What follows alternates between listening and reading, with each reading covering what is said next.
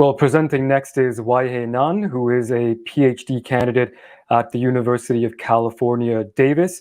Race Talk asks the question, is machine learning-based browser fingerprinting detection robust to obfuscation? Ray, thanks so much for being here today. I will hand it over to you. Thank you, Paul. So today I'm going to talk about investigating robustness of browser fingerprinting detectors. My name is Wai Hei. I'm an undergraduate from UC Davis, as well as a researcher. So first, why do we want to know if machine learning-based browser fingerprinting detection is robust to obfuscation? Researchers are building machine learning-based detection approach to detect various types of tracking behaviors, including browser fingerprinting. Second, the focus on prior research is on evaluating accuracy but not on the robustness against adversarial tactics that's commonly used in the ad blocking arms race. So what is browser fingerprinting? A browser fingerprint is information collected about a remote computing device for the purpose of identification. Fingerprinting scripts combine data from both hardware and software to create a unique identification, just like a fingerprint. A fingerprint identification can be generated based on its platform, plugins, time zone, and etc. Once you're ID'd, you'll be tracked across multiple sites, and details about your life can be compiled into a profile. This is also called cross-site tracking.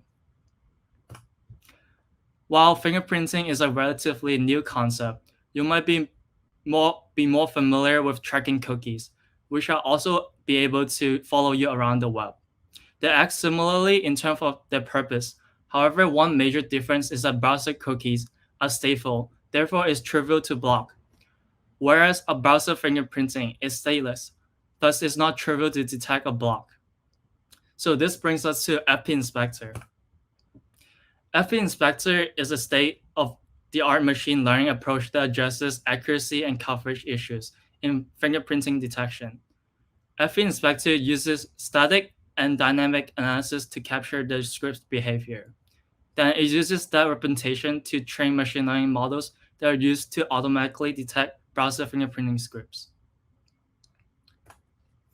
In static analysis, the script is represented as abstract syntax tree, which normalize the script and allow extraction of API usage. Dynamic analysis uses JavaScript execution to capture the API calling frequency and the higher level semantics. Static analysis helps FP Inspector overcome the coverage issues, and dynamic analysis is mainly used to handle obfuscation. So the prior research evaluated the FP Inspector accuracy to 99.9%.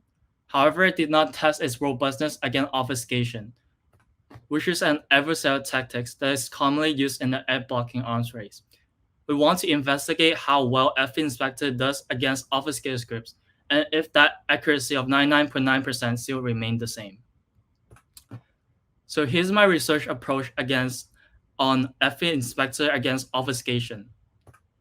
We first obfuscate script using various publicly available code obfuscator, such as Buildify Tools, Google Closure Compiler, Draft Logic, JFox, and Office.io. Then we put FP Inspector to test against both obfuscated and non-obfuscated script. We then use the confusion matrix to visualize the performance of the classification model. Correctly identified fingerprinting script is classified as true positive. Correctly identified non-fingerprinting script is classified as true negative.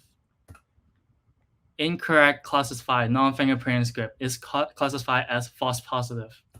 And lastly, incorrectly classified fingerprinting script is classified as false negatives. So here's the accuracy percentage of dynamic and static analysis with each obfuscators. We can see that FP Inspector did pretty well overall. Most obfuscators have a percentage of 99%.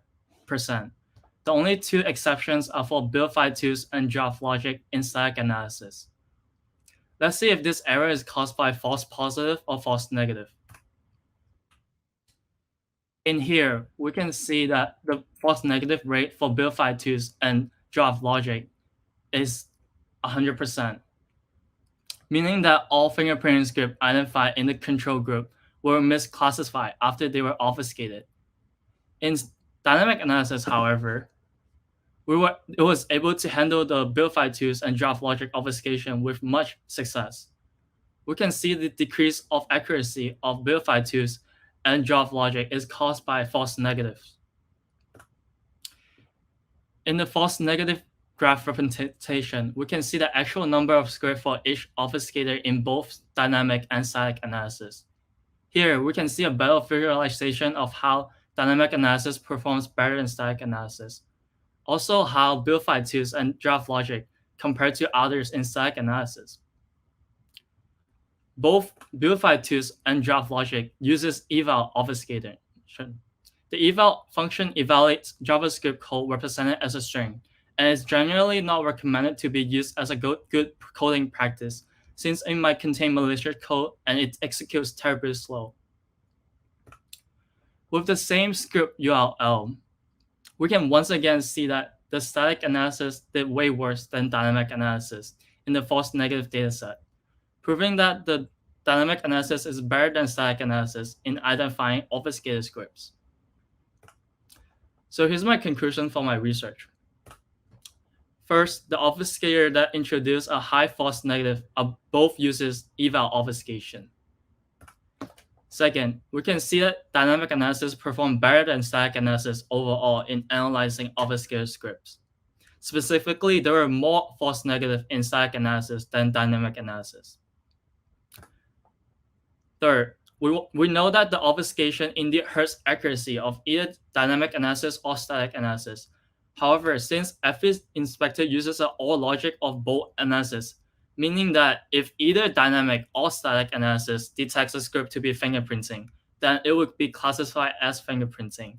This is a surprisingly good approach even when the scripts are obfuscated, since we can see that there were very few false positives and there are a lot more false negatives. This approach will be able to overcome the high rate of false negative that is caused by the static analysis. Therefore, we can say the accuracy of 99.9% of FE Inspector still remains even when the scripts are obfuscated. That's it. Thank you. Well, thanks so much, Ray. Let's take a look at a couple of questions that we've gotten in while you were speaking. Both of them have to do with dynamic analysis. It seems pretty clear from your presentation that dynamic analysis is outperforming static analysis. One question that we've had is, are there any limitations to dynamic analysis when using this approach? So for dynamic analysis, like that I know of, like there's no any limitations. The only limitation for my research is that some of the script won't be able to obfuscate, and some of the script won't be able to replace to activate that dynamic analysis like approach. Since dynamic analysis uses like JavaScript calling frequency, so it's harder for that to work in my research. But then in the wild, it works properly. So yeah. Yeah, and in the same vein, we've got another question that's come in asking if there are any advantages to combining both static and dynamic analyses, or is the future only going to be in a dynamic approach? So yeah, there is a benefit of combining both static and dynamic, since like there weren't like a lot of false positive. Like there are a lot more false negative that was caused by static analysis, specifically towards like obfuscation. So combining them is actually good for us. But then in the future, if there's an obfuscation techniques where it introduces a lot of false positive, then it might not be as a good approach to combine both of them. Since like if either one is classified as positive, then it would just be classified as positive. So yeah. Perfect. Well, Ray, thanks for making some time for the summit today and for answering some of our questions. We really appreciate it. Thank you, Paul.